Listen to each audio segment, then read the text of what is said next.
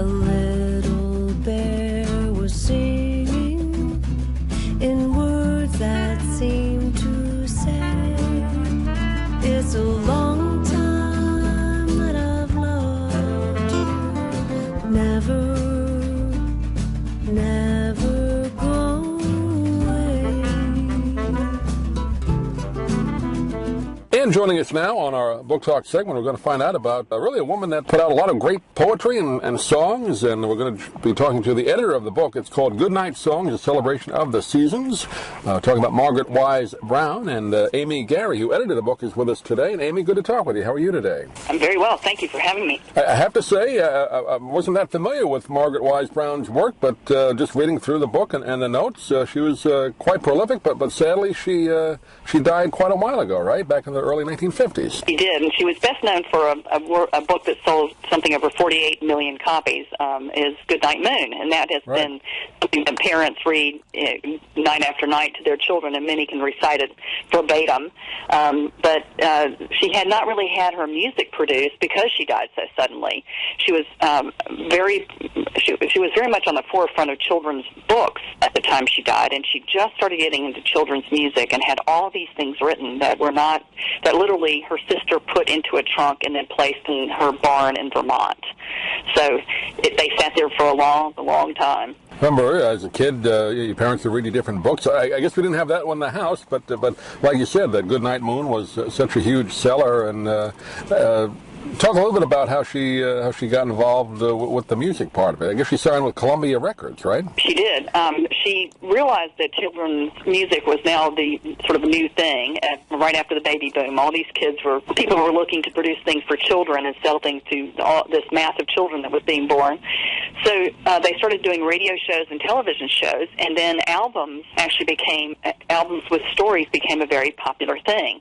And she wanted to be on the cutting edge of all of those things, so she brought in some of the best-known talent to help compose some of her music, and then also to sing it. So she worked with Oscar Hammerstein II, she worked with Jimmy Durante and Burl Ives to produce some of the top music at the time, but she actually didn't even live to see some of that produced. Yeah, I was going to say, I remember Burl Ives as a kid. You'd see him on TV doing these types of things. And he's on that, he's on that great children's Christmas, Rudolph the Red-Nosed Reindeer. Sure. He's the character and singer in that. He's a snowman. Yeah, very popular. Yeah, he was. Also, number one, Danny Kaye had one with Tubby the Tuba. So those records were popular back then. That was sort of the idea, is you take these people who had amazing talent in the adult side of the business, and then bring them into the children's world, because they're going to bring a level of talent that she thought was not really there. She thought that people were producing, as she said, a rash of bum songs before she sort of got into that business, and she wanted to elevate children's music to the same as she'd done for children's literature. Before her books were fairy tales and fables, and she instead tried to write as a child wanted stories that a child wanted to read about, something that was universal and timeless.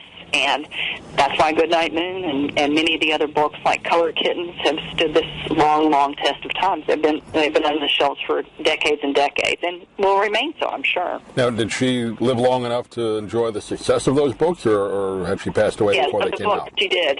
Actually, she was famous enough that she even dated the Prince of Spain at some point. So she was pretty well known, and in fact, when she died, she was engaged to a wonderful man who's still alive, Pebble Rockefeller. He's the son of a Rockefeller and a Carnegie, and he was absolutely her match in spirit. But no, she lived the high life. She knew a lot of the literary crowd in New York, and definitely saw financial success. She was one of the top paid writers in the business.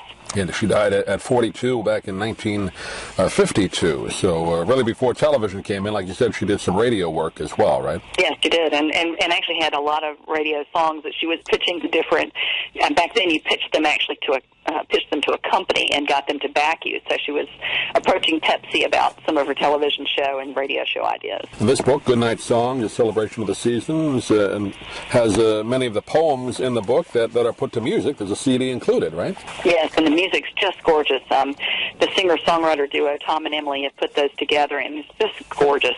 Every song really does, I think, bring forth what Margaret would have wanted to have done. The compositions that she worked on were a little too dated, so they had to go through and redo the songs for today's audience. And actually, they were able to put in a lot more musical instruments than we ever thought they'd be able to do. And every one of the people that worked on this are parents, and so they understand what a child and a parent wants to hear in the music.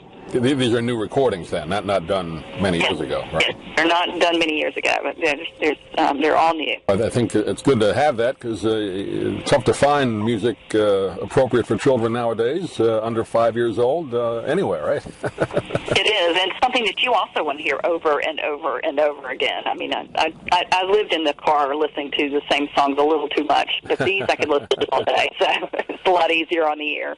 Well, how did you get involved? I know you're doing a biography of Margaret Wise Brown, right? Is that how you got involved with this project? I have been working on Margaret's papers for a couple of decades, actually, since 1990, and found a lot. I actually went through and reprinted a couple of her books way back then, and then found all these unpublished manuscripts that her sister had tucked away. So I actually have edited those for many years, along with working for other publishers at the same time. So it's been a great little extra career on the side. Well, it's good to bring those songs and actual poems, but now songs to many new generations that never heard it. And one good thing about children's music, it passes along, like the Christmas shows, right? Different generations get to enjoy it. It does. And actually writing about nature the way she has in this particular book, we have all these themes of nature in the Celebration of the Seasons book.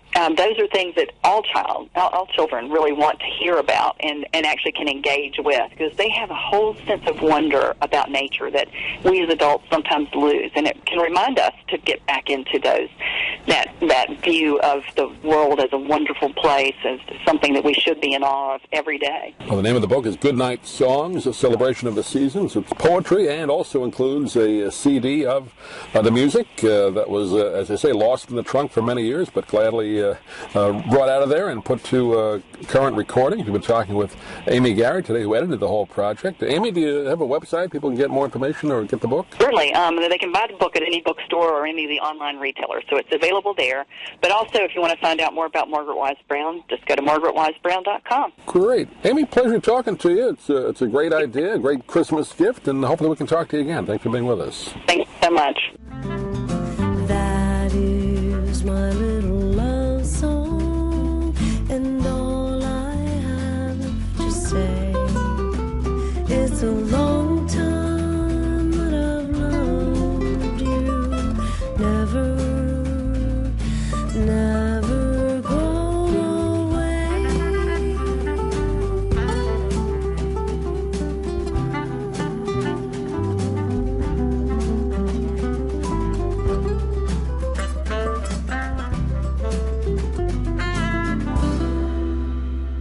If you'd like to order the book we're talking about, please go to DougMilesMedia.com and enter the author's name in the Amazon search box. Thank you for listening. Please come back soon for more conversations here at DougMilesMedia.com. This has been a presentation of Doug Miles Media, all rights reserved. You can listen to or download previous programs at iTunes, Stitcher.com, or Doug Miles Media.